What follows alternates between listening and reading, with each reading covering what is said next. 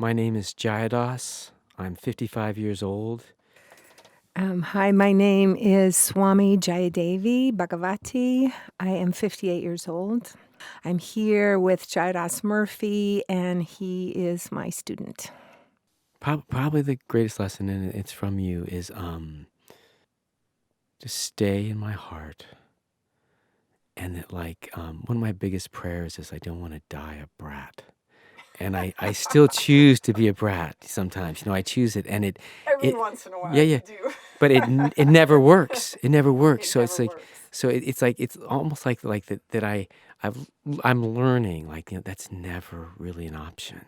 The only option is to kind of consume that moment and just be with it. Just let it be. I can't push it away from me. I can't fix it. I just have to let that hurt and tension and just sit there. And that's what I'm learning. And it's an amazing process that as it sits there, when I do it, I feel that humility. I feel that sadness of sometimes my lack of courage and then, it's like, oh yeah, sometimes I don't have courage. Sometimes I want to push everything away. And then all of a sudden I feel me and I have myself and I feel a little bit free. So. But that's unconditional love, right? That's the experience of saying I can love even the ugly, squirmy, painful parts of myself, even when I really don't want to. I so don't want to. I just think I'm going to be 80 and a brat. No, please. No, it's not okay. But really, it's always going to be in there. Yes. But it's better. Well, you're developing compassion for that part of yourself. And talk about the human condition. That's what we all go through, right? Is to be able to say, how do you love anyway? How do you respect? I want to respect myself deeply and stuff, and the brat is there, but you have to do both. It's okay. But it's funny, I can't figure out how to do it, but then when I sink and sit in the tension, and then I sink down and I say, it's okay, yeah, sometimes I'm like that, then both things are present, and I am okay. It's anything you can accept completely, you can consume. You can use it as fuel to grow instead of fuel to dislike yourself. Yeah. You're just teaching me right here on the thing. Yeah. Like normal. This is what we do, right? Where it's like, okay. I love it. I do too. I love it. Jadas, I love you. I love you too, Swami. That's how we started. Yeah.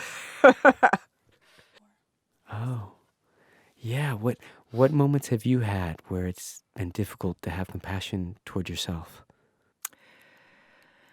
Oh, that's good. I would say that some of the most difficult moments for me to have compassion for myself, I think probably like most people, is when I get caught in reactivity or emotion that doesn't have as much to do with what's happening in the moment as it does to some kind of historical wound or something that I haven't fully healed in myself.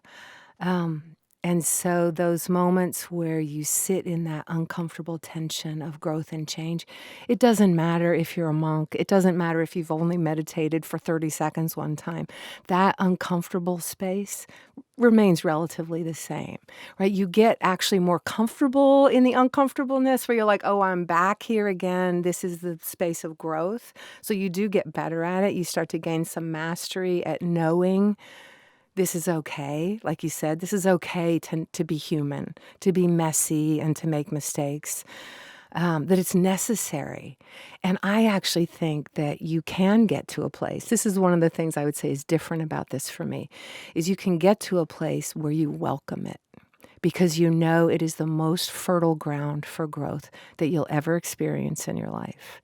That when you sit in that misery of confronting your own limitations, right? Like you said, the bratty part of yourself that nobody likes to look at their own stuff. It's really hard. But to be able to sit in it and go, oh, this is good. This means a growth spurt is upon me, right? That I can really grow again. I can really grow and change. And so you do start to learn how to welcome it reluctantly. I would say a reluctant welcoming becomes, like, okay, here we go again, another layer of growth and change.